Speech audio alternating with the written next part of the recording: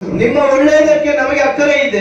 ಒಬ್ಬೊಬ್ಬರು ಕರ್ತನೋடு நடப்பதிலே நாங்கள் சந்தோஷப்படுகிறோம். ನೀವು ಪ್ರತಿಯೊಬ್ಬರು ಕರ್ತನೊಂದಿಗೆ ನಡೆಯುವುದರಲ್ಲಿ ನಾವು ಸಂತೋಷ. தேவனுடைய கைகளை பிடித்து நீங்க நடக்கும்போது, ದೇವರ ಕೈ ಹಿಡಿದು ನೀವು ನಡೆಯುವಾಗ பின்னாடி நின்று சந்தோஷப்படுகிற முதல் ஆள் இருப்பான், அது நாங்களதான். ಹಿಂದೆ ನಿಂತು ಸಂತೋಷ ಪಡುವ ಮೊದಲನೇ ಮನುಷ್ಯನು ಇದ್ದಾನೆ ಅಂದ್ರೆ ಅದು ನಾವಾಗಿ. இதுக்கு சாட்சி கர்த்தராகிய தேவனே. ಇದಕ್ಕೂ ಸಾಕ್ಷಿ ಕರ್ತನಾದ ದೇವರೇ. தேவனுடைய பிள்ளைகளே, ದೇವ ಮಕ್ಕಳೇ, ಅದಕ್ಕಾಗத்தான் உங்களை ஜெபிக்க தூண்டுகிறோம். ಅದಕ್ಕಾಗಿ ಪ್ರಾರ್ಥನೆ ಮಾಡಿ உங்க வீடுகளில் ஜெபிக்க தூண்டுகிறோம். ನಿಮ್ಮ ಮನೆಗಳಲ್ಲಿ ಪ್ರಾರ್ಥನೆ பைபிள் படிங்க என்று சொல்கிறோம். ಸುಮ್ಮನೆ ಇರುವಾಗೆಲ್ಲ ಬೈಬಲ್ ಓದಿ ಅಂತ ಅದಕ್ಕಾகத்தான் உங்களை கூட்டி சேர்க்கிறோம். ಅದಕ್ಕಾಗಿ ನಿಮ್ಮನ್ನು ಒಂದು ಸೇರಿಸುತ್ತೇವೆ. ஒருவரை கூட்டி தேவ வசனத்தை எடுத்து உங்களுக்கு பிரியமானபடி உங்களுக்கு கர்த்தர் என்ன சொல்கிறார் அதை சொல்லி நாங்கள் உங்களை அழைக்கிறோம். ಒಂದು ಸೇರಿಸಿ ನಿಮಗೆ ಪ್ರಿಯಕರವಾಗಿ ಕರ್ತನು ನಿಮಗೆ ಏನು ಹೇಳುತ್ತಾರೆ ಅದನ್ನು ಹೇಳೋದಕ್ಕೆ ಕರೆಯುತ್ತೇವೆ. தேவனுடைய வசனத்தை கொடுத்து உங்களை திடப்படுத்துகிறோம். ದೇವರ ವಾಕ್ಯವನ್ನು ಕೊಟ್ಟು ನಿಮ್ಮನ್ನು ದೃಢಪಡಿಸುತ್ತೇವೆ. எங்களுக்கு வேற வேலைகள் இல்லையா? ನಮಗೆ ಬೇರೆ ಕೆಲಸ ಇಲ್ಲ.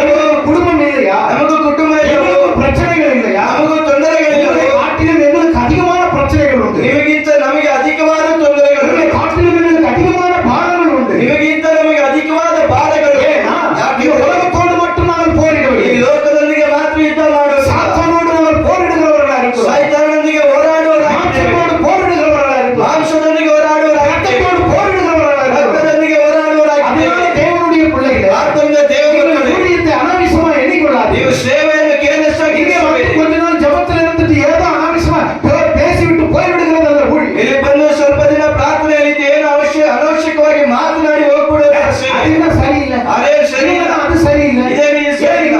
ಹಂಗ್ ಮಾಡ್ತಾರೆ ಅಂತ ಹೇಳೋದಕ್ಕೆ ಅರ್ಥ ಇಲ್ಲ. இப்படி பண்றாங்க அப்படி பண்றாங்க சொல்லுவதே இல்லை. அப்படிப்பட்ட ஊழியம் என்று நினைத்துக் கொள்ளாதீர்கள். ಆ ರೀತಿ ಸೇವೆ ನಡೆಸಬೇಡಿ. தேவனுடைய ஊழியத்துக்கு நீங்க ஒரு இடத்துல வந்தீங்கன்னா, ದೇವರ ಸೇವೆಗೆ ನೀವು ಒಂದು ಸ್ಥಳಕ್ಕೆ கர்த்தரோடு ಬಂದರೆ, கூடுகையில உங்களை வைத்தாரு. ಕರ್ತನು ನಿಮ್ಮನ್ನು ಕೂಟದಲ್ಲಿ பொறுமையும் தாழ்மையும் அங்கே இருந்து அங்கேயே விளைஞ்சு நீங்க பிரகாசிக்கிறவர்களா மாற வேண்டும். ನೀವು ತಾಳ್ಮೆಯಿಂದ ಆ ಸ್ಥಳದಲ್ಲಿ ಇದ್ದು ಅಲ್ಲೇ ಬೆಳೆದು ಪ್ರಕಾಶಿಸುವವರಾಗಿರಬೇಕು. ஏன் இவங்க இப்படி பண்ண வைக்கிறான்? ಯಾಕೆ ಅವನು ಈ ರೀತಿ ஏன் அப்படி பண்ண வைக்கிறான்? ಯಾಕೆ அவங்களுக்கு மட்டும்தானா? அவருக்கு இவங்களுக்கு மட்டும்தானா? இவருக்கு இப்படி மட்டும்தானா? புரணி பேசுவதெல்லாம் விட்டு விடுங்கள். ಈ ರೀತಿ ಮಾತನಾಡುವುದನ್ನು ಬಿಡಿ.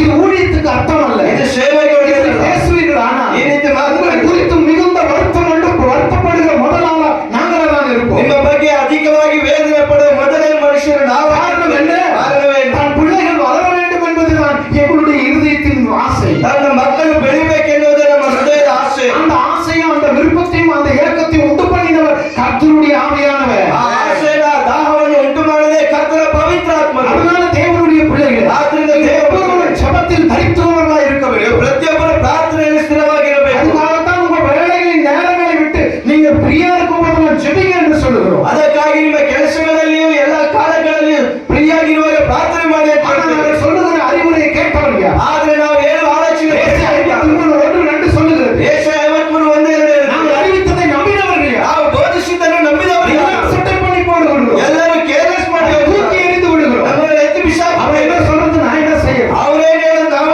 சரியா சொல்றது இல்லை. ಅವ್ರು ಸರಿಯಾಗಿ அவர் ಹೇಳೋದು. யோக்கியமா? ಅವ್ರು ಯೋಗ್ಯನಾ? இவங்க யோக்கியமா? ಅವ್ರು ಯೋಗ್ಯನಾ? அவங்களுக்கு இப்படி பார்க்கறாங்க. நம்ம ಈ அவங்களுக்கு அப்படி பார்க்கறாங்க. ಅವ್ರಿಗೆ ಹಂಗ್ ನೋಡ್ತಾರೆ. பலவிதமான புரட்டு பேச்சுகளின் பிசாசுகளுக்கு செவி கொடுத்து உங்களை நீங்கள் அழித்துக் கொள்ளாதீர்கள். ಈ ರೀತಿ ಅನೇಕ ಸೈತಾನನ ಮಾತುಗಳಿಗೆ ಕಿವಿಗೊಟ್ಟು ನಿಮ್ಮನ್ನು ನೀವು ನಾಶ ಮಾಡಿಕೊಳ್ಳಬೇಕು. ஆனா பவுல் சொல்லுகிறார், ಆದರೆ ಪೌಲ நான் ಹೇಳ್ತಾನೆ, உங்களை பிரதானமான புத்தி உள்ளவர்களாக இருக்க வேண்டும் என்று விரும்புகிறேன். ನಾನು ನಿಮ್ಮನ್ನು ಪ್ರಧಾನವಾದ ಬುದ್ಧಿಯುಳ್ಳವರಾಗಿ ಇರಬೇಕು. எல்லா மனுஷருக்காகவும் ஜெபிக்க அழைக்கப்பட்டிருக்கிறது. ಎಲ್ಲ ಮನುಷ್ಯರಿಗಾಗಿ ಪ್ರಾರ್ಥಿಸುವ எல்லாருக்காகவும் தேவைப்படுகிற பொக்கிஷம். ನೀವು ಎಲ್ಲರಿಗೂ ಅವಶ್ಯಕತೆವಾಗಿರುವ பூமிக்கு தேவைப்படுகிற ஊழியக்காரன் தேவை. ಈ ಭೂಮಿಗೆ ಸೇವಕರು ಅವಶ್ಯಕತೆ. இந்த பூமிக்கு உத்தமமுள்ள ஊழியர்கள் வேண்டும். ಈ ಭೂಮಿಗೆ ಉತ್ತಮವುಳ್ಳ ಸೇವಕರು ಬೇಕು. உத்தமமுள்ள ஊழியக்காரிகள் வேண்டும். ಉತ್ತಮವಾದ ಸೇವಕಿಯರು ಬೇಕು. உத்தமமுள்ளவர்களா, உத்தமமுள்ள ஒரு ஊழியக்காரிகளா, உத்தமமுள்ள ஊழியக்காரனை மாற்ற வேண்டும் என்பதுதான் கர்த்தருடைய ஆவியானுடைய விருப்பமா இருக்கிறது. ನಿಮ್ಮ